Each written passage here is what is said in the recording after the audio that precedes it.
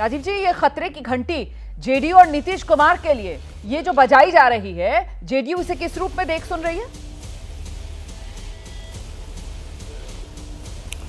अब देखिए, मुझे ऐसा लगता है अभी सबसे ज़्यादा मातम पुरसी की ज़रूरत उन्हें इंडिया गठबंधन के दुर्गति के बाद जो हालात उत्पन्न हुए हैं उस पर उन्हें करनी चाहिए।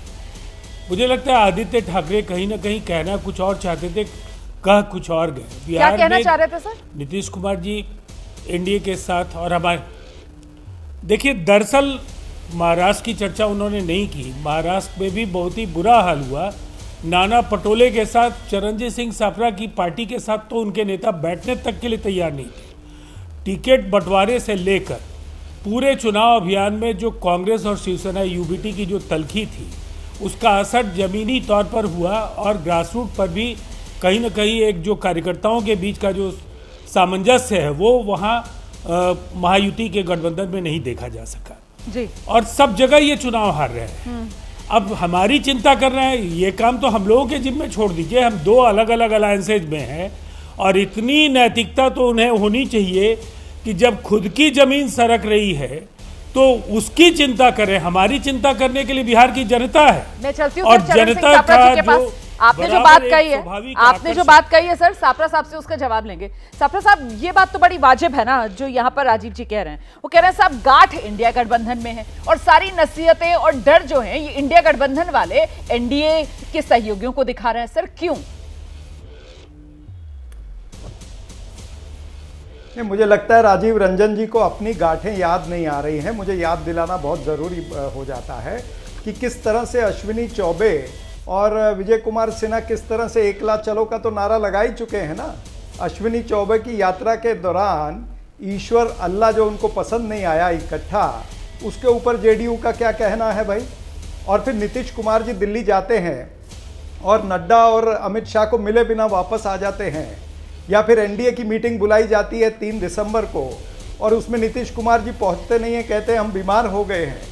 तो ये सब क्या चल रहा है? ये क्या गड़बड़ झाला हो रहा है अंदर ही अंदर, ये भी बताइए ना।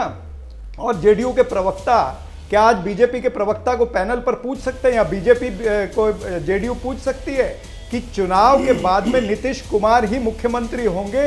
ये क्या खातरी नरेंद्र मोदी, नड्डा और अमित शाह देना चाहेंगे, या फिर नीतीश कुमार जो हैं वो महाराष्ट्र के एकनाथ शिंदे बनेंगे बिहार के अंदर?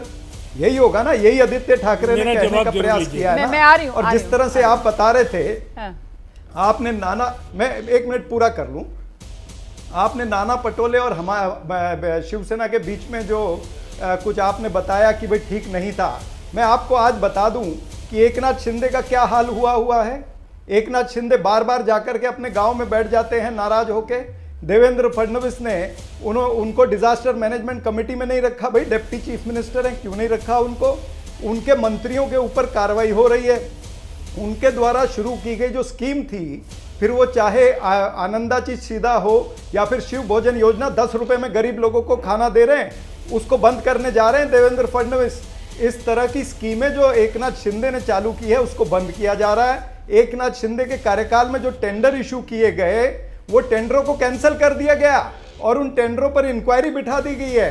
1300 बसें खरीदने का टेंडर, स्कूल यूनिफॉर्म खरीदने का टेंडर, सुनिए तो और मेडिकल इक्विपमेंट और एम्बुलेंस खरीदने का गुट की टेंडर तरफ से ना राजू वाघमेरे जी भी हमारे साथ मौजूद हैं। मुझे लगता है राजू वाघमेरे जी के पास लेकर चलेंगे दर्शकों को और उनसे समझेंगे कि इतनी सारी लिस्ट जो यहाँ पर कांग्रेस लेकर बैठी हुई है, राजू वाघमेरे जी और शिवसेना शिंदे गुट इस बात से वाकिफ है या नहीं कि देवेंद्र फडणवीस सरकार जो है वो पिछली शिंदे सरकार उसके तमाम फैसलों को पलटने की और वो निरस्त करने की तैयारी में है। लेकिन उससे पहले जो सवाल यहां पर बड़ा चरण सिंह सापरा की तरफ से उठाया गया है, डॉक्टर अजय आलोक, महाराष्ट्र में भी ऐसा हुआ, चेहरा एकनाथ शिंदे का आगे किया गया लेकिन मुख्यमंत्री की कुर्सी पर तो देवेंद्र फडणवीस को बैठा दिया गया। हां, महाराष्ट्र का चुनाव एकनाथ शिंदे के नेतृत्व में लड़ा लेकिन सीएम की कुर्सी देवेंद्र फडणवीस को दे दी गई। तो क्या बिहार में भी यही बीजेपी करने जा रही है? चेहरा नीतीश कुमार का आगे रखकर चुनाव लड़ा जाएगा और फिर सीएम की कुर्सी पर बीजेपी का कोई नेता बैठ जाएगा क्या?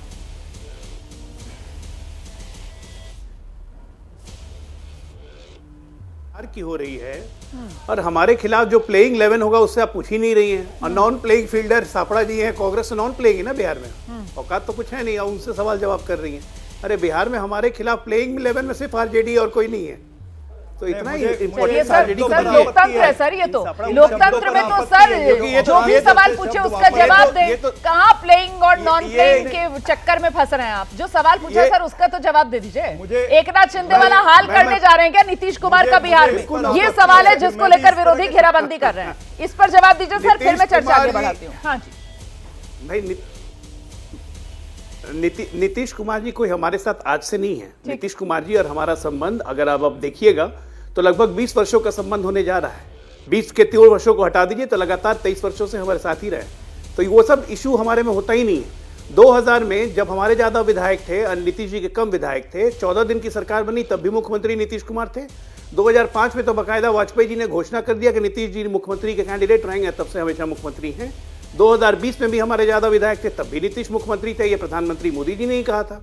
और इवन गठबंधन टूटने के बाद, गठबंधन अभी जो हुआ है 2022 में, फिर से जब गठबंधन हुआ हमारा 23 में, तो 23 में भी प्रधानमंत्री जी ने कहा कि नीतीश जी आप कमान संभालिए, तो इसलिए हमारे में तो ये इश्यू ही नहीं आएगा, क्योंकि पावर और मुख्यमंत्री ये बीजेपी के लिए इंपॉर्टेंट नहीं रखता है। हमारे लिए बिहार बहुत इंपॉर्टेंट है। मैं खुद बिहारी हूँ, मैं जानता हूँ कि भारतीय जनता पार्टी नरेंद्र मोदी के लिए बिहार का क्या मतलब है। बिहार मतलब एक संस्कृति, बिहार मतलब लोकतंत्र की जननी, ये सब फैक्टर्स को लेके बिहार कभी भी हमसे दूर नहीं जा सकता। ठीक है। और जहां तक रहे ये कांग्रेस और लालू, तो सबसे पहले इन लोगों में बात कर लीजिए कि भाई कांग्रेस को कितनी सीटें देंगे और कांग्रेस कितनी सीटें लड़ेगी। नॉन प्लेइंग मैंने इसलिए कहा क्योंकि इनका कोई वजूद, कोई हस्ती इनकी नहीं है कांग्रेस पार्टी। मैं आरजेडी के पास सही बता रहा हूं मैं, बिहार